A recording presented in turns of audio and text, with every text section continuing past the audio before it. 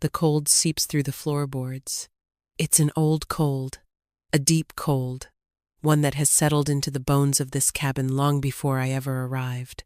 I feel it in my own bones now. A familiar ache that has nothing to do with the weather and everything to do with the silence. Outside, the forest is a wall of black and gray, teeth bared against the dying light. The wind whispers threats through the pines, secrets I don't want to know. This is the edge of the world, the place where maps get tired and the names of things are forgotten. It's perfect. It's my sanctuary, my prison. I press my forehead against the wavy, cold glass of the window pane, my breath a fleeting ghost on the surface. My reflection is a pale, washed-out thing, tired eyes. A mouth that has forgotten the shape of a smile.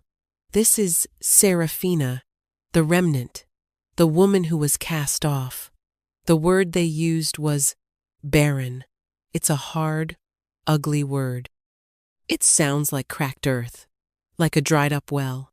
It's a word that sealed my fate, turned me from a woman into a failure. Damien had said it with a chilling sort of pity, as if my inability to carry his air was a personal inconvenience to him, a flaw in a product he could no longer use. He wasn't wrong. In our village, a woman's worth was measured in sons. I had none to give, so I left. Or, more accurately, I was allowed to leave, encouraged to disappear so he could find a new, fertile wife, without the inconvenience of my presence. I came here, to my grandfather's forgotten cabin, nestled against the border of the great northern woods, a place sane people avoided. They called it the land of beasts, of shifters, of things that were not human. Stories told to frighten children. But I learned quickly that the monsters in stories were far less cruel than the men in villages. The silence here is a living thing.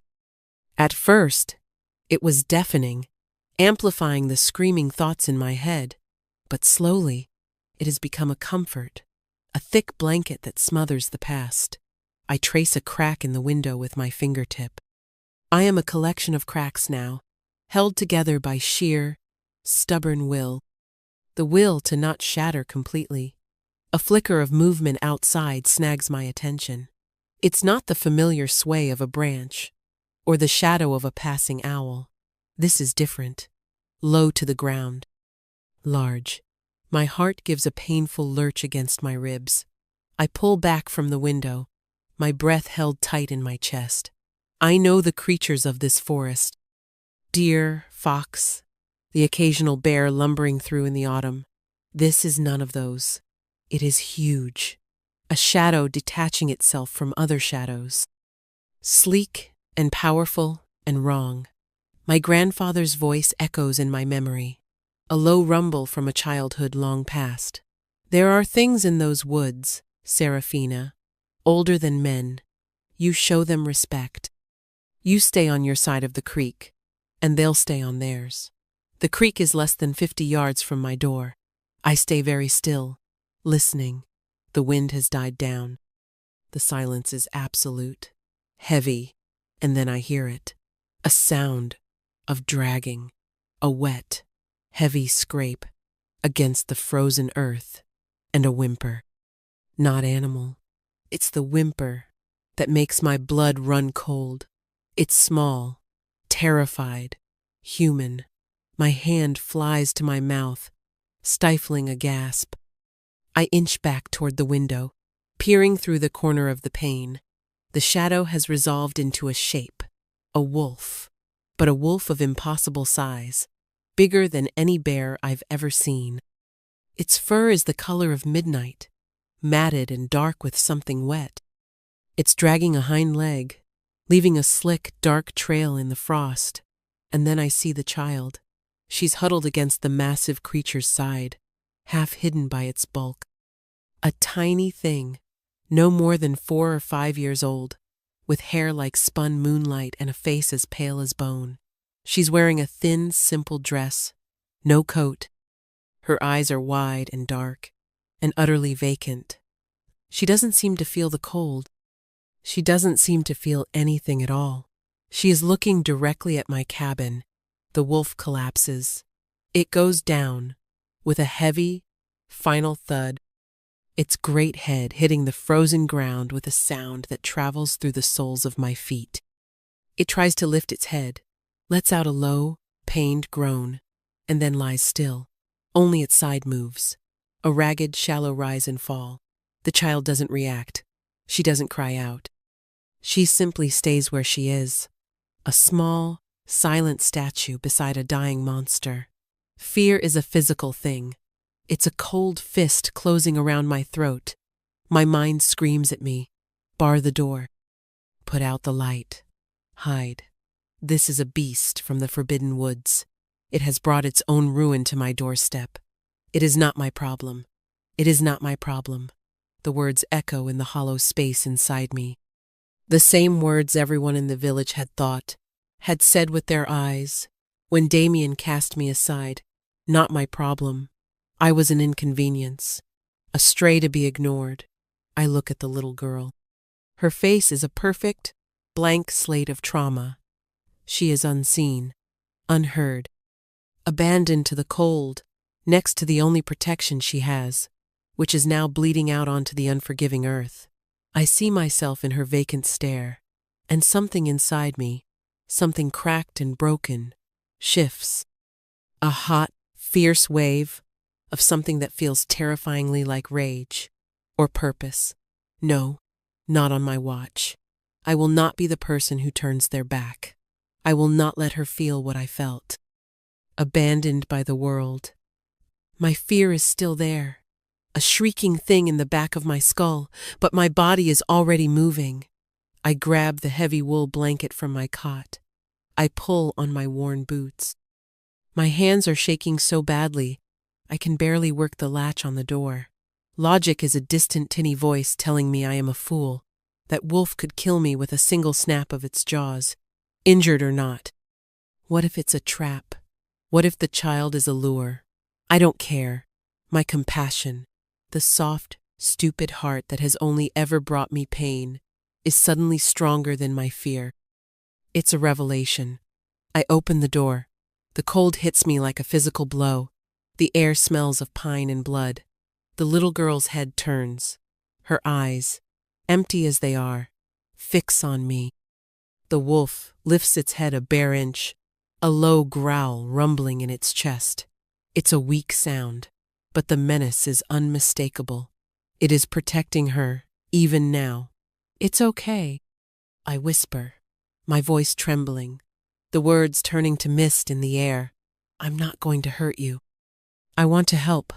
I take a slow step forward, holding the blanket out like a peace offering.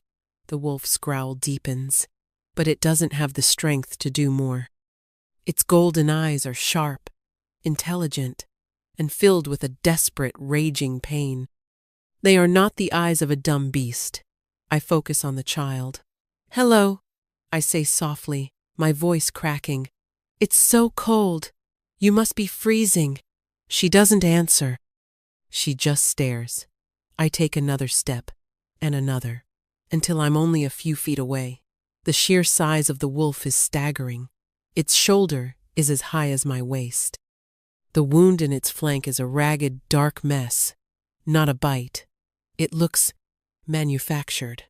A clean, vicious slice. I'm going to put this blanket around you. I tell the little girl, my voice as steady as I can make it. It's warm. I slowly, carefully approach her.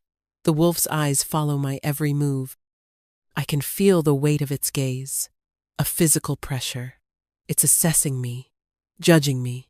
I reach the girl and gently drape the heavy wool over her small shoulders. She doesn't flinch. She doesn't lean into the warmth. She's like a porcelain doll. I wrap it around her, my fingers brushing her icy skin. Her eyes remain fixed on my face. There is nothing there. No fear, no relief, nothing. Can you come inside? I ask, my heart pounding. It's warm inside. There's a fire. Silence. The wolf lets out another pained groan, and its head sinks back to the ground. Its breathing is getting shallower. It's dying. If I leave it out here, it will be dead by morning, and this child will be alone. A choice. A threshold. My grandfather's warnings screaming in my ears. I look from the dying wolf to the ghost child. They are a package deal. I know this with a certainty that settles deep in my gut. I cannot save one without the other. I am inviting a monster into my home, my tiny, fragile, safe space. Okay, I whisper to myself, a shaky exhale. Okay. I turn back to the wolf. I need to help you, I say to it, feeling ridiculous. But you can't eat me, deal? Its golden eyes blink. Once. Slowly. It's probably just a reflex, but it feels like an agreement. Now for the hard part. I go back inside, grab the small deerskin rug from my hearth. It's not much, but it's better than dragging it across the frozen dirt. I lay it out beside the wolf. I need to move you, I say, my voice low and calm, the way you'd speak to a spooked horse. This is going to hurt. I'm sorry. Getting the massive creature onto the rug is a nightmare.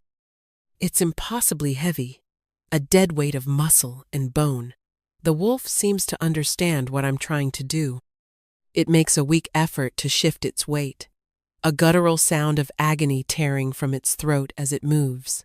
The smell of its blood is thick in my nostrils, metallic and raw. I pull. I grunt. I heave. My muscles scream in protest. Inch by agonizing inch, I drag the rug and its terrible burden across the threshold and into the single room of my cabin.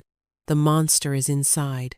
I collapse against the now closed door, my lungs burning, my body trembling with exertion and terror. The cabin feels impossibly small now, crowded by the presence of this giant dying creature. The little girl has followed me inside. She stands by the wolf's head, her hand resting lightly on its massive brow, the blanket pooled around her feet. She is still silent, still watching me. The wolf's ragged breaths fill the room. I have crossed a line. There's no going back. My quiet, lonely world has just been invaded by a nightmare and its ghost. And for the first time in a long time, the silence is gone, replaced by the sound of a life struggling to hold on. The first 24 hours are a blur of adrenaline and fear. I work on instinct, drawing on the long-forgotten lessons my grandfather taught me about animal husbandry and herbal remedies. He was a man of the earth, and some of his knowledge stuck. First, the wound. I boil water, my hands shaking as I gather my meager supplies. Clean rags, the strong thread and needle I use for mending my clothes, and a jar of potent, foul-smelling salve he taught me to make from yarrow and comfrey root. Good for closing wounds and fighting infection. Approaching the wolf is the hardest thing I've ever done. It lies on the rug, its eyes tracking me, a low warning rumble starting in its chest as I kneel beside it with the bowl of hot water. Shh, I murmur, my voice thin. I know. I'm sorry. This has to be done. The little girlie started calling her Aurora in my head, the name of a distant, silent staress, a constant, quiet presence at its head. She watches me with those unnerving, empty eyes. I dip a rag in the water. I have to clean it, I say to the wolf, to the girl, to the cabin itself. It's going to hurt. As my hand, holding the warm, wet cloth, touches the edge of the gash, the wolf's muscles tense. A snarl rips from its throat, lips peeling back to reveal teeth like daggers. A wave of pure, primal terror washes over me. I freeze, my hand hovering. This is it. This is where it kills me. But then, something happens. The little girl, Aurora, lays her tiny hand on the wolf's giant snout. She doesn't say anything. She just touches it. The growl subsides into a low, pained whine. The wolf's gaze softens, just for a second, as it looks at her. Then its golden eyes, shift back to me. They are filled with agony, but also resignation, permission. My heart is hammering against my ribs like a trapped bird. I take a shaky breath and begin to clean the wound. It's deep and brutally clean, as if carved by a blade, not a claw or tooth mark. This was deliberate. My fingers work gently, washing away the dirt and dried blood, exposing the raw muscle beneath. The wolf shudders, whimpers low in its throat, but it doesn't move to stop me. It endures. Stitching the wound is even worse. The needle seems so small, so inadequate for such a task. Each push of the needle through its tough hide makes its body flinch. I whisper apologies the entire time, my voice a constant soothing hum. "I'm so sorry. Almost done. You're so brave." Just a little more. When I'm finished, my own shirt is soaked with sweat. I slather the wound with a dark, thick salve. The wolf smells of herbs and blood now. It seems utterly exhausted, its eyes half closed. Through it all, Aurora watches, silent, judging. Next, the child. She needs food, to warmth. Something. I heat what's left of my venison stew, the smell filling the small space. I pour some into my only other bowl and approach her carefully. "You must be hungry," I say, holding it out. She looks at the bowl, then back at me. No reaction. I place it on the floor near her. I sit on my cot across the small room, trying to seem as non-threatening as possible. "It's good," I say. "I made it myself." We sit in silence for what feels like an hour. The wolf breathes raggedly on the floor. Aurora stands by its head. I sit on my cot. The stew grows cold. Finally, defeated, I retrieve the bowl. She hasn't touched it. I try again with a piece of bread, with a cup of watered-down milk from the goat I keep out back. Nothing. She won't eat. She won't drink. She won't speak. She is a stone. The days settle into a strange, tense routine. Morning. I check the wolf's wound. I offer Aurora food. Midday. I do my chores, milking the goat, checking my snares, always aware of the two silent beings in my cabin. I leave the door ajar, hoping the fresh air helps, but a part of me is terrified of what might be drawn to the smell of blood. Evening. I clean and redress the wound. I try to feed Aurora again. I light the single lamp, and the world shrinks to the four walls of this room. The most unnerving thing is the healing. The wolf is healing at a rate that is not natural. What should have been a fatal wound, or at least one that would fester for weeks, is closing with impossible speed. Within 3 days, the stitches are pulling tight on newly formed skin. By the 5th day, the gash that was deep enough to expose bone is just a raw, pink line. It's supernatural, undeniable. My grandfather's stories whisper at the edges of my mind. Shifters. Men who could wear the skin of beasts. I'd always dismissed them as fables. Now, I'm not so sure. The oppressive silence starts to wear on me. It's different from the silence of being alone. This is a silence, with weight, with expectation. So I start to talk. At first, it's just narrating my actions. "Time to change your dressing," I'd say to the wolf. "Let's see if you'll eat today, little one." To Aurora. But the silence that answers me is too vast. It needs to be filled. One evening, as I'm carding wool by the fire, the wolf watching me with those unnervingly intelligent eyes, I just start. "They called me Baron," I say to the creature on my floor. The word hangs in the air, ugly and sharp. Saying it aloud feels like pulling a splinter from my soul. The wolf's ear twitches. Encouraged, I continue. I talk about Damien, about his handsome face and his cold heart, about how his love felt like a transaction, one I failed to complete. He wanted an heir, a son to carry his name. It was all he ever talked about, And my body was a disappointment, a betrayal.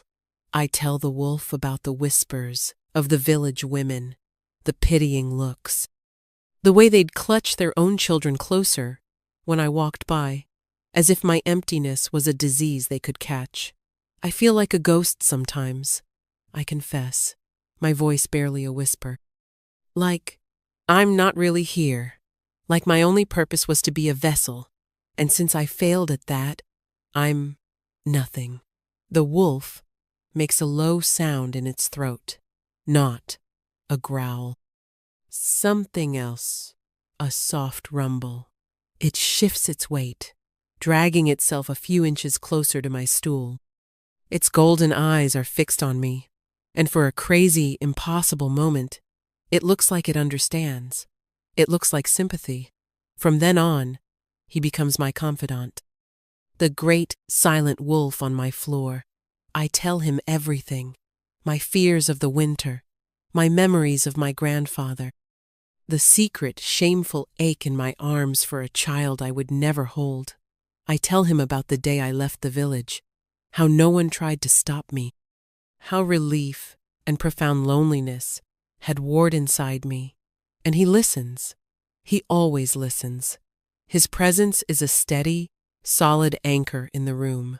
I start to feel not safe, exactly, but less alone. Aurora remains a mystery. She started eating on the 4th day, small, nibbling bites from a piece of bread I left for her, taken only when she thought I wasn't looking. She drinks water, but she remains silent. She moves like a wraith, always near the wolf, her small hand often resting in his thick fur. Her trauma is a wall I don't know how to breach. So I talk to her too. I tell her stories my grandfather used to tell me, about mischievous sprites in the moss and the old man in the moon. She just stares, her expression unchanging. One night, about a week after their arrival, a storm rolls in. Wind howls around the cabin, rattling the door in its frame. A branch cracks and falls onto the roof with a deafening crash. I jump, a cry escaping my lips. My heart is racing. I hate storms. They always make me feel small and vulnerable.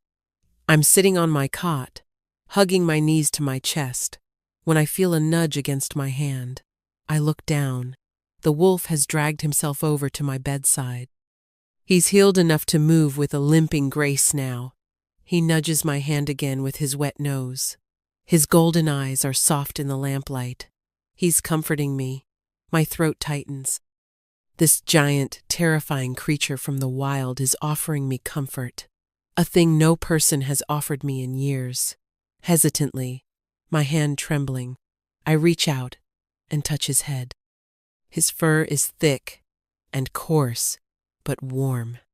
So warm. He leans into my touch, a deep, vibrating rumble starting in his chest. It's not a growl, it's a purr. A purr so deep it resonates through my hand, up my arm, and into my chest. Tears well in my eyes. I don't know why, for the kindness of it.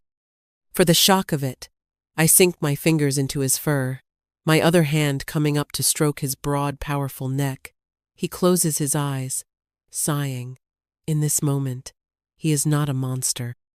He is my protector, my friend, the keeper of my secrets. Fear has been slowly, quietly replaced by something else, something warm and dangerous and utterly new. A connection, a sense of belonging with these two broken, silent beings. I feel safer here, in a tiny cabin with a supernatural wolf and a ghost child, than I ever did in the village. I called home, and that thought is the most terrifying and wonderful thing of all. The days turn into weeks. A fragile peace settles over the cabin, a rhythm of shared silence and one-sided conversations. The wolf, who I now just call Wolf in my mind, is almost completely healed. He moves without a limp, A silent, fluid shadow pacing the small confines of my home. His presence is immense, but no longer threatening. It's grounding. When he lies by the hearth, the whole cabin feels anchored. Aurora has started to come alive, in small, almost imperceptible ways. She still doesn't speak, but she follows me with her eyes now, a flicker of curiosity in their depths. She will occasionally pick up a smooth stone I've left on the table, or trace the patterns in the wood grain of the floor. Tiny explorations of the world around her. She has also started a new silent game. Whenever I am tending to the fire or kneading bread, she will creep up behind me and very gently, very lightly, touch my back. The moment I turn, she is gone, hiding behind the wolf or my cot, peeking out with a sliver of a face. It's the first sign of playfulness I've seen in her. It makes my heart ache with a fragile, painful hope. I continue my nightly confessions to Wolf. I tell him about my shame, my feeling of being fundamentally broken. Damien said I was incomplete. I whisper one night, the fire crackling, casting dancing shadows on the walls. Wolf lies with his head on his paws, his gaze fixed on my face, like a puzzle with a piece missing, and everyone looked at me like that, like they could see the hole right through me. He whines softly, a sound of profound empathy. He pushes his great head under my hand, demanding a touch. I stroke his fur, the repetitive motions soothing my frayed nerves. His warmth is a constant comfort, but the world outside the cabin does not forget. It comes on a Tuesday. The air is crisp and cold, the sky a brilliant, cloudless blue. I'm outside, splitting firewood, the rhythmic thud of the axe, a satisfying punctuation to the morning's quiet. Wolf is inside with Aurora. He never strays far from her. A sound makes me pause, axe held mid-swing. It's the sound of a horse, more than one, and men's voices. A cold dread, sharp and familiar, snakes its way up my spine. No one ever comes here. No one. I drop the axe and hurry to the edge of the clearing, my heart pounding a frantic, panicked rhythm. Through the trees, I see them, 3 riders. And the man in the lead, I would know that arrogant posture anywhere. Damien. He looks just the same, handsome, confident, dressed in a fine woolen cloak that probably cost more than this entire cabin. He's laughing at something one of his companions said. My blood runs cold. What is he doing here? How did he even find me? I back away slowly, my mind racing. I have to get inside. I have to protect them, protect my strange, silent family. I slip back into the cabin, my hands shaking as I bar the door. Wolf is instantly on his feet, a low growl already vibrating in his chest. He senses my fear. He senses the threat. He moves to stand in front of Aurora, who has shrunk behind my cot, her eyes wide with a terror that is no longer vacant but sharp and present. It's okay, I whisper, though I'm not sure who I'm trying to convince. It's okay. The sound of the horses stops just outside. Boots crunch on the frozen ground. Serafina! Damien's voice booms, startlingly close. It's a voice used to being obeyed. I know you're in there. Open the door. We saw your smoke for days. I stand frozen, my back pressed against the door. My throat is too tight to speak.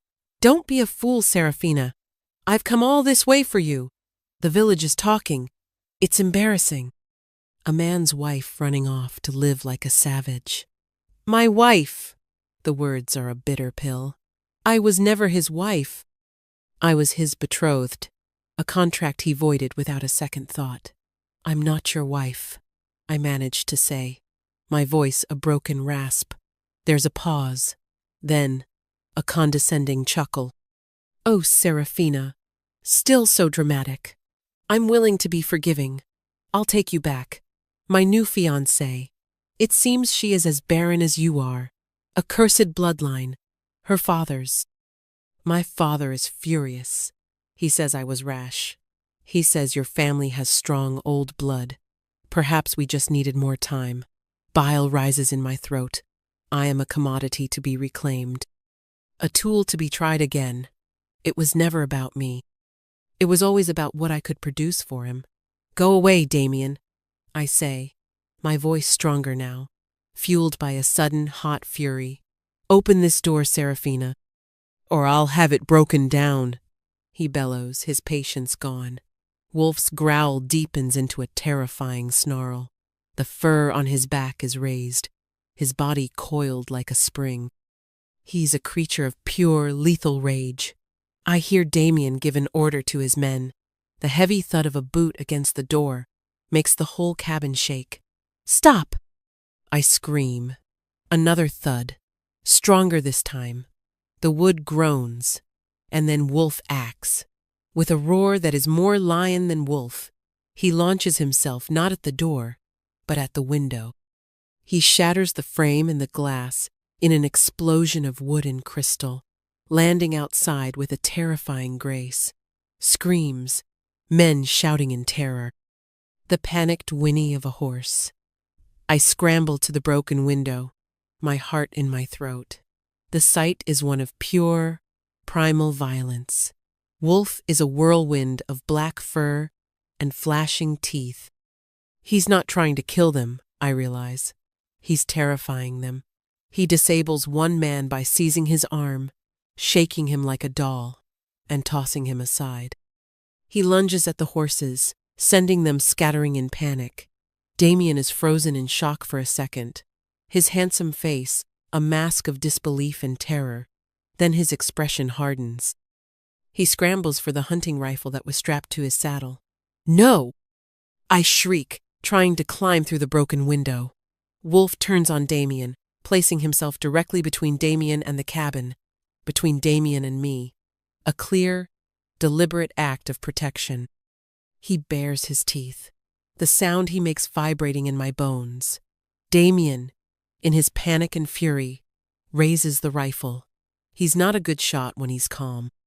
Now, he's trembling. He fires. The shot cracks through the air, deafeningly loud. Wolf yelps, a sharp, piercing cry of pain, and stumbles. He's hit, high in the shoulder. Blood, dark and shockingly red against his black fur, blossoms from the wound. He looks surprised, more than anything. Surprised by the pain. He turns to look at me, his golden eyes wide. And in that moment of distraction, Damien, his face contorted with rage and fear, raises the rifle again. Taking aim. I don't think. I don't hesitate. I finally manage to scramble through the jagged opening of the window, heedless of the glass that tears at my clothes and skin. I run. I run directly into the line of fire, placing my own body between Damien's rifle and the wounded wolf. No more! I scream, my arms spread wide, my body shielding his. You will not hurt him again! Get out of here! Damien stares at me, his mouth agape. He sees me, the timid woman he cast aside, shielding a monster with my own life. His mind cannot process it. Wolf has collapsed behind me, his breathing ragged. I can feel the heat of his body, smell the fresh blood.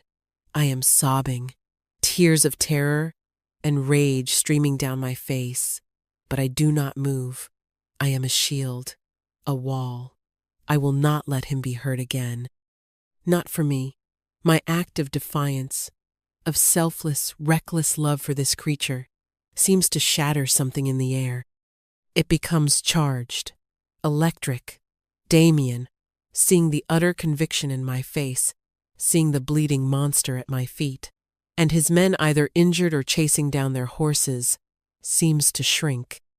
His bravado evaporates, replaced by stark fear. He lowers the rifle. He backs away, stumbling.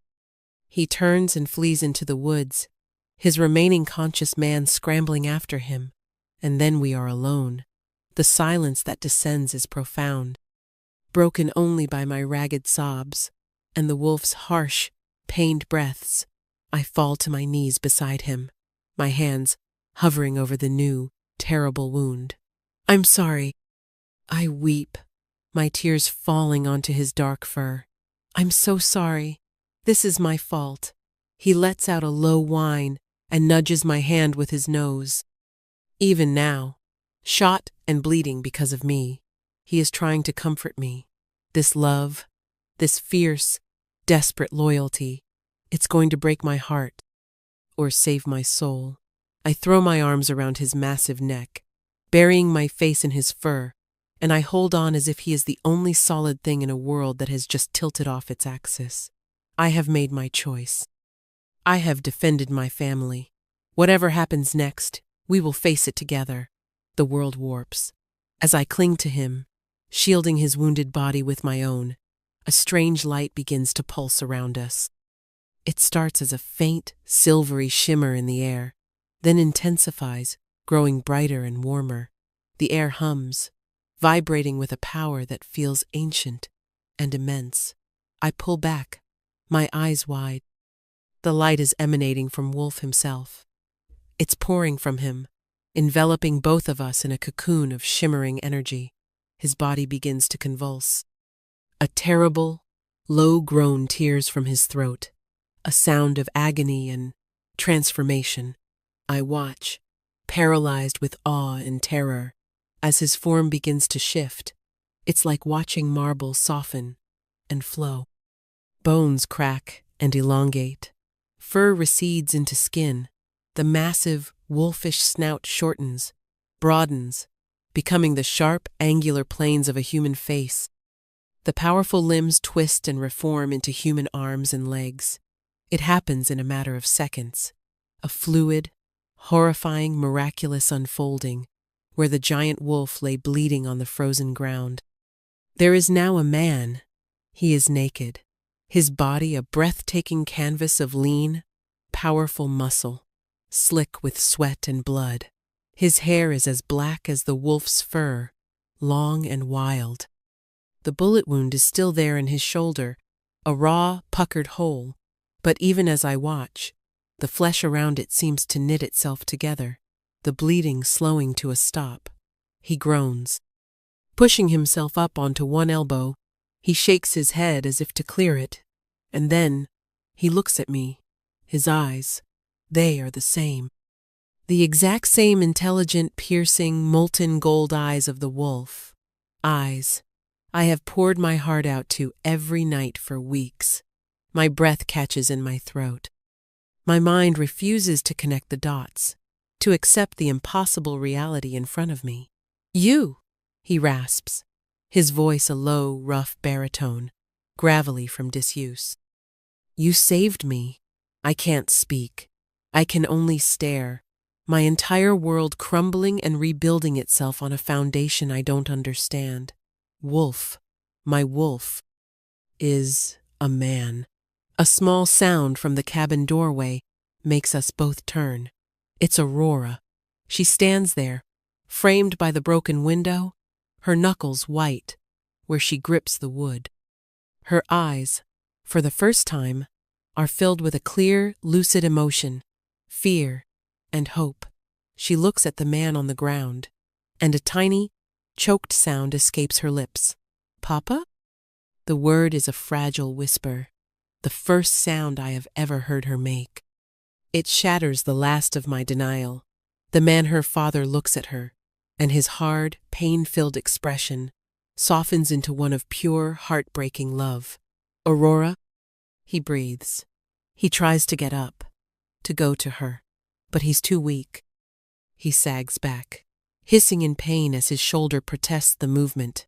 I am caught between them, a stunned spectator in a drama far older and deeper than I can comprehend.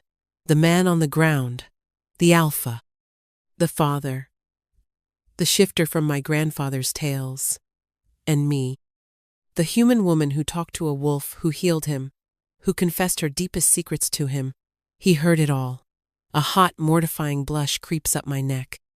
Every whispered confession, every tear shed in the firelight, every secret about Damien and my own brokenness, He heard it all. As a wolf, as a man, his golden eyes find mine again. There's no mockery in them, only a deep, profound gratitude, and something else, something intense and possessive that makes the air crackle. My name is Theron, he says, his voice gaining a little strength. I owe you my life, both our lives. Theron, the name sounds like legend. I finally find my voice, but it's just a whisper. You're real. A grim, tired smile touches his lips. More real than you know. He glances at the retreating figures of Damien and his man, now just specks in the distance. Your ex-partner? The question is loaded. He knows everything. He knows the entire pathetic story. I can only nod, unable to look at him, staring instead at a crack in the frozen earth. He will not trouble you again, Theron says. And the words are not a promise, but a statement of absolute fact. The authority in his voice is immense. It's the voice of a king, the Alpha King. The title springs into my mind, unbidden, from the old tales. The leader of the shifter clans in the Great Woods. I have been housing royalty, and I didn't even know it. Aurora takes a hesitant step forward, then another. She crosses the clearing and comes to my side, not his. She slips her tiny, cold hand into mine. Her grip is surprisingly strong. She is still looking at her father, but she is anchored to me. Theron's gaze softens as he watches the small gesture. He looks from his daughter's hand in mine, up to my face. The intensity in his eyes is startling. Your selfless act, he begins, his voice low and serious. Shielding me. It broke the curse. Curse? I whisper, confused. I was trapped in that form, he explains, his jaw tightening, ambushed by human hunters who use iron blades laced with poison. It locks us in our animal skin, severs the connection to our human half. It's a death sentence, a slow one. But your willingness to sacrifice yourself for a beast, an act of pure heart, with no hope of reward, it shattered their magic. He pauses, and his gaze becomes even more penetrating. It fulfilled the prophecy. I stare at him, uncomprehending. Prophecy?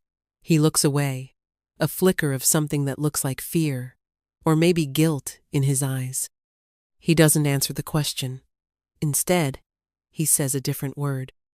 A word that hangs in the cold air between us, heavy with implications I can't begin to grasp. Mate. The word is a key turning in a lock I never knew existed. It explains nothing and everything all at once. The way he watched me, the way he comforted me, the fierce, immediate connection I felt, the sense of belonging. It wasn't just kindness. It wasn't just comfort. It was destiny. I feel the ground shift beneath my feet, not from an earthquake, but from the sheer weight of revelation. My entire life, my lonely, broken existence, has just collided with a world of magic, prophecy, and fated mates, and I am standing at the very center of it all, with the hand of a silent child in mine, and the golden eyes of a king fixed upon me.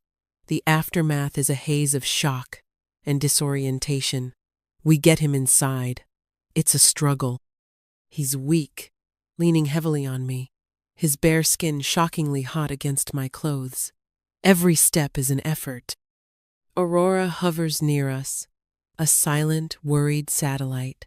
I settle him on my cot, the only soft place in the cabin. It seems impossibly small for his large frame. I cover him with every blanket I own. He's shivering, the shock of the transformation and the injury finally setting in. His wound is still healing at an unnatural rate, but it's not instantaneous.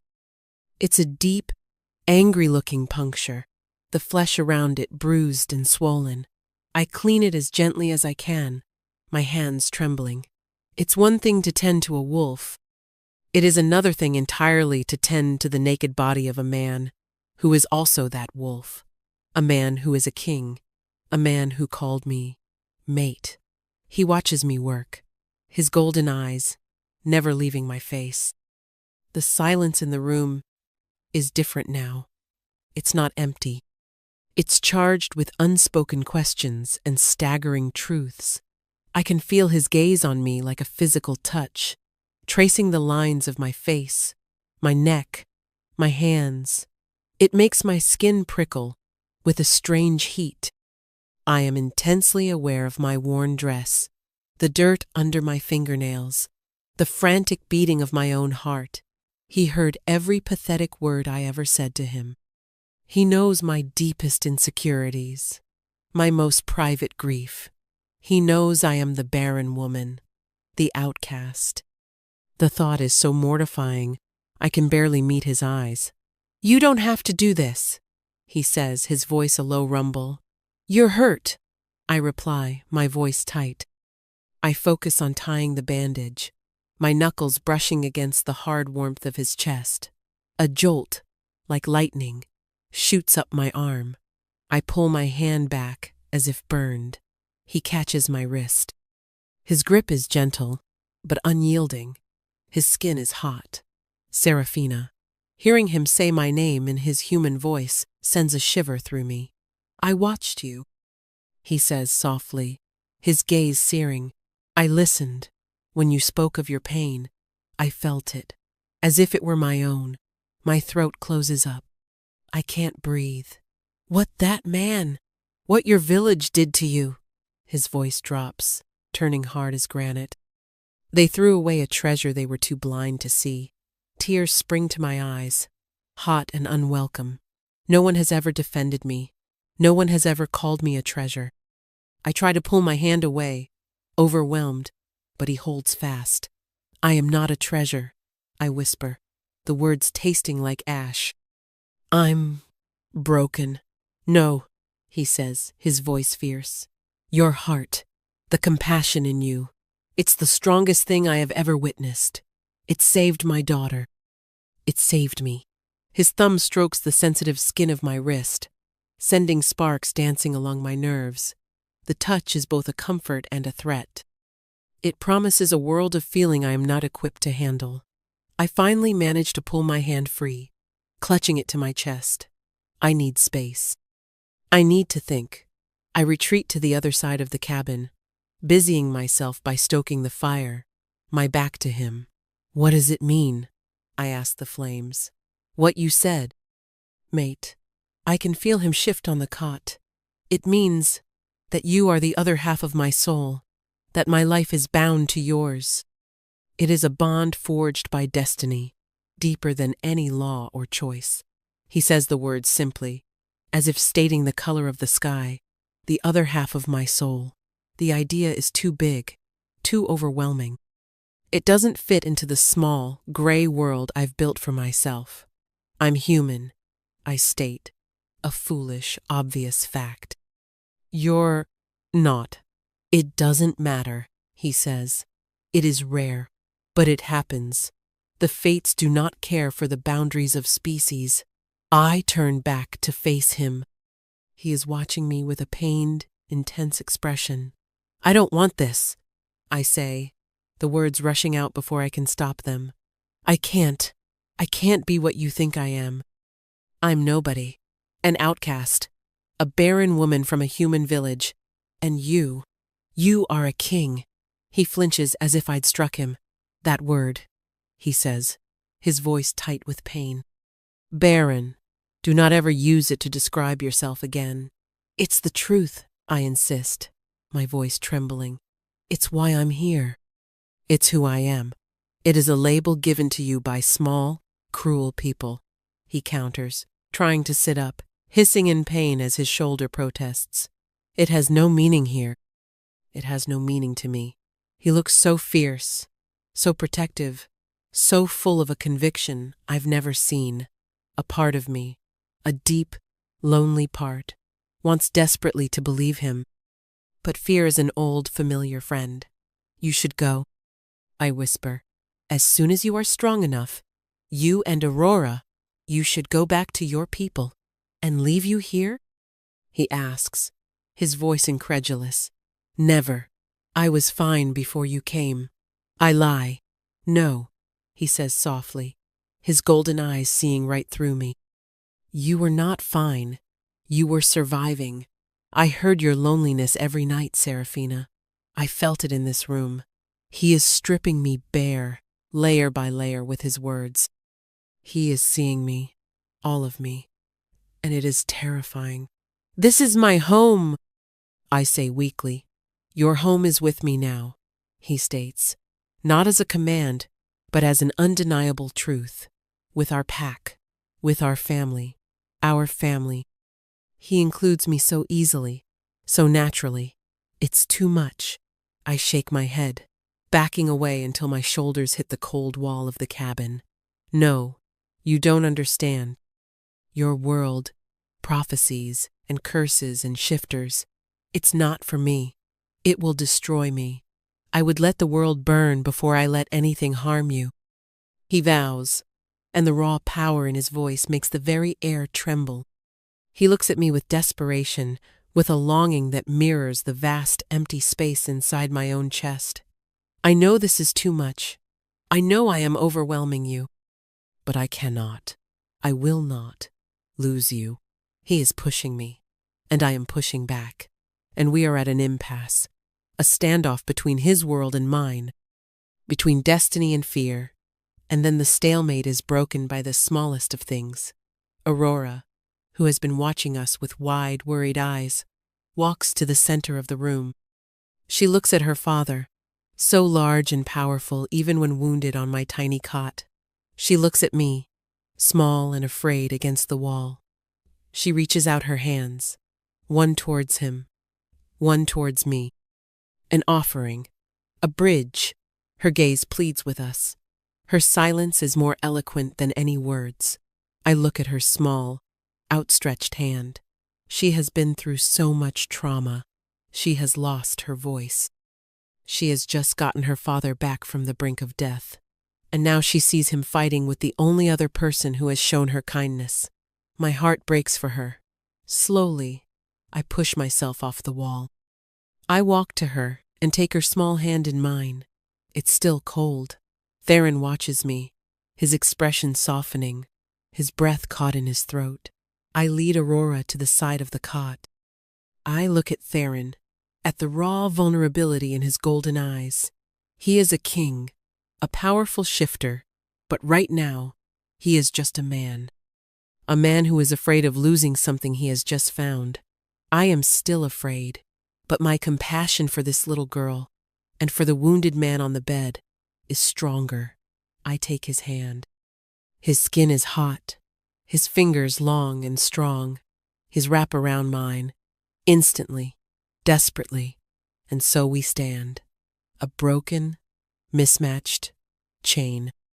The king, the outcast, and the silent child. Aurora looks at our joined hands. A small, almost imperceptible smile touches her lips.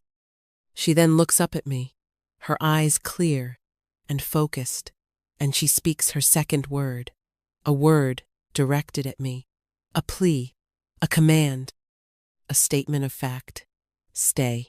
The word is a tiny, perfect arrow that pierces straight through the armor around my heart. Stay. Theron's breath hitches.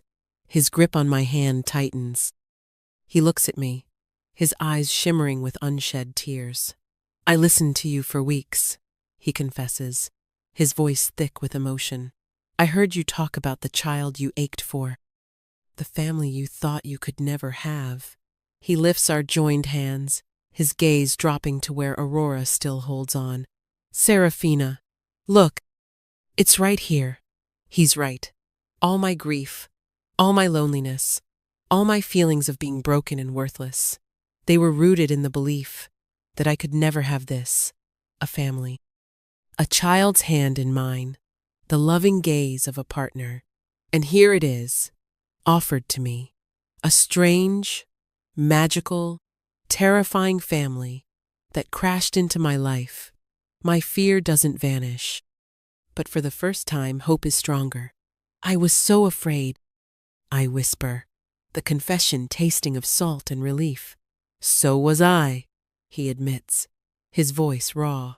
"I was trapped, dying, watching you, so kind and strong, and unable to tell you, unable to touch you as a man. It was a torment. I think I fell in love with a wolf," I say, a hysterical little laugh bubbling up in my chest. "And I fell in love with the woman who saved him," he replies, his voice dropping to a husky whisper. He tugs gently on my hand, pulling me closer. I don't resist. I lean in, my free hand coming up to cup his jaw.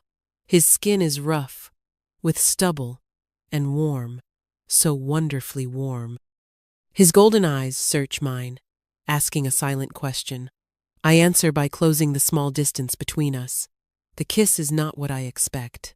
It's not a kiss of rampant passion or conquering force. It's a kiss of homecoming. It's gentle, hesitant at first, a soft meeting of lips that tastes of salt from my tears, and a deep, wild magic that is purely him. It's a kiss that speaks of gratitude, of relief, of a longing so profound. It feels like it has spanned centuries.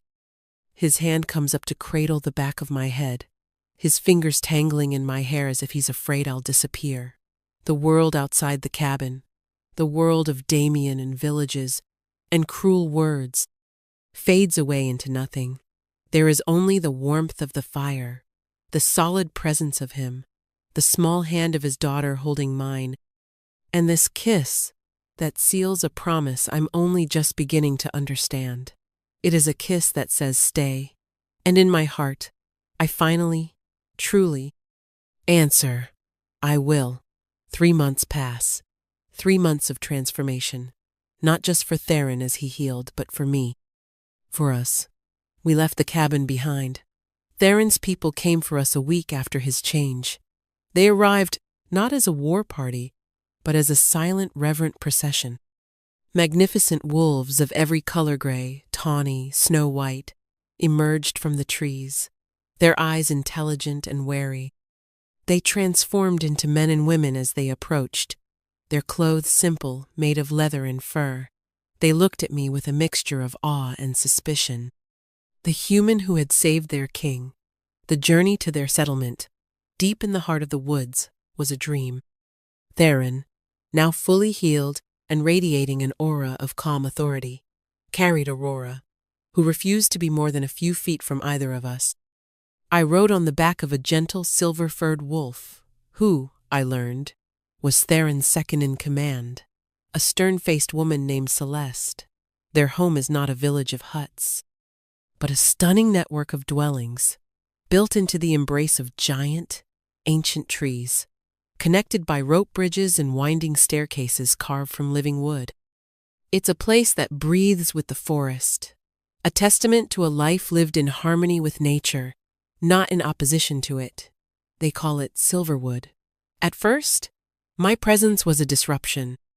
I was an outsider, a fragile human, in a world of breathtaking power. They were polite, deferential because of Theron's decree, but distant. I could feel their eyes on me, wondering what their alpha king saw in this quiet, plain woman. They value strength, prowess, and fertility. I possessed none of their virtues. Theron never wavered. He presented me not as a rescued stray, but as his mate, his Luna, his equal. He did it in a formal ceremony in the great hall, a vast, open-air chamber at the heart of the largest tree. "She is not Luna because I chose her," he announced, his voice ringing with power, his hand holding mine possessively.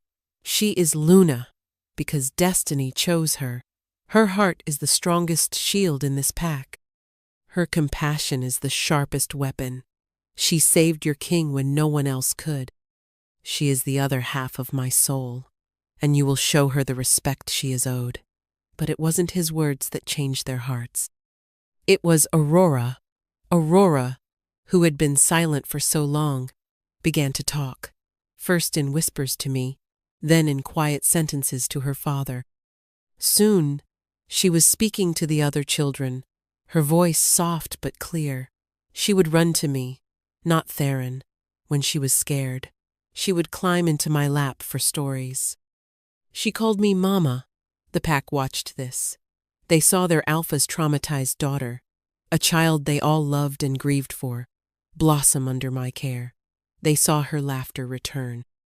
They saw that my strength was not in tooth and claw, but in patience and love, and slowly their suspicion melted into acceptance, then into a quiet, fierce affection.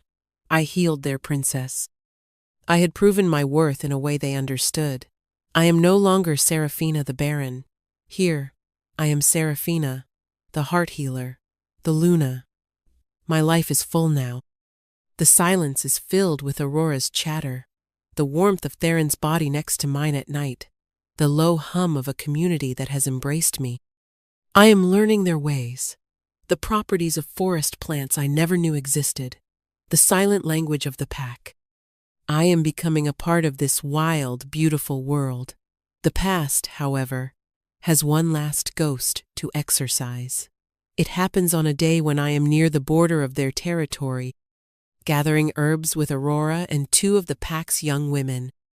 We are laughing, Aurora telling a silly story about a squirrel, when a familiar voice drifts through the trees. Seraphina. We all freeze. It's Damien.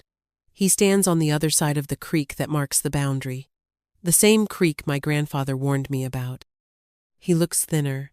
His fine clothes are rumpled, his face etched with desperation. He is alone. Seraphina, please, he begs. I was a fool. I've been ruined. My father disowned me after my second fiancé also proved fruitless. He said I was cursed, that I threw away my only chance. He's talking about me, my strong old blood. I am once again a commodity he wishes he hadn't discarded. The old Seraphina would have shrunk back. She would have felt a pang of pity or fear. I am not the old Seraphina. I step forward, my chin held high. Aurora presses against my leg, and I put a reassuring hand on her head. The two shifter women with me move to flank me, their eyes narrowed, their posture shifting into something predatory. There is nothing for you here, Damien, I say, my voice calm and even. It doesn't even tremble.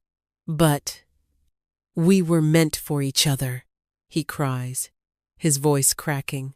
I can change. I see that now. We can try again. I almost laugh. The absurdity of it, the sheer, pathetic arrogance. Before I can reply, a low growl sounds from the woods behind me. Theron emerges from the trees, moving with the silent, fluid grace that still takes my breath away. He comes to stand beside me, his arms sliding possessively around my waist, his golden eyes fixed on Damien, with an expression of cold, lethal contempt. Damien visibly pales. He takes a step back, stumbling. The sight of us together, the powerful Alpha King, the confident woman in his arms, the beautiful child clinging to her legis, a tableau of everything he has lost, everything he threw away.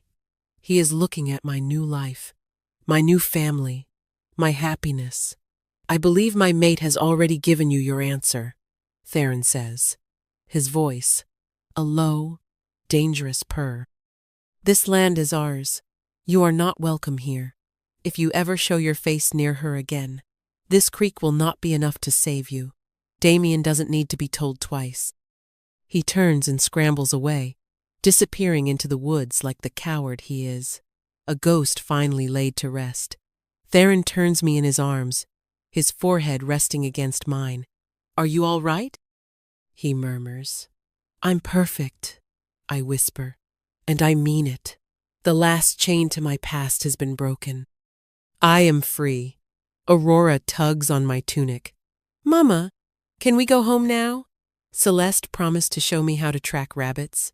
Of course, little wolf. I say, smiling down at her. We walk back towards the heart of the forest, towards the great trees of Silverwood. Theron's arm is warm and solid around me. Aurora's hand is tucked firmly in mine. This is my pack. This is my family. This is my home. That night, as I lie curled against Theron's side, the sounds of the forest a lullaby outside our window, I think about the strange path my life has taken. I once believed my greatest weakness was my barren womb, my inability to create life. But that perceived flaw, that emptiness, is what led me here. It hollowed me out so that I could be filled with something new, something chosen. A different kind of family, born not of blood, but of love and fierce, mutual protection. My greatest weakness was never my body. It was my belief that I was unlovable, and my greatest strength. It was the foolish, compassionate heart that Damien so despised, the heart that refused to let a child and her guardian die in the cold, the heart that chose empathy over fear. That heart saved a king. It healed a princess, and in the end, it saved me. Theron stirs, his hand finding mine in the dark. He brings it to his lips and kisses my knuckles. "What are you thinking about?" he whispers. I smile into the darkness, my heart so full it feels like it might burst. "Everything," I say. "I'm thinking about everything."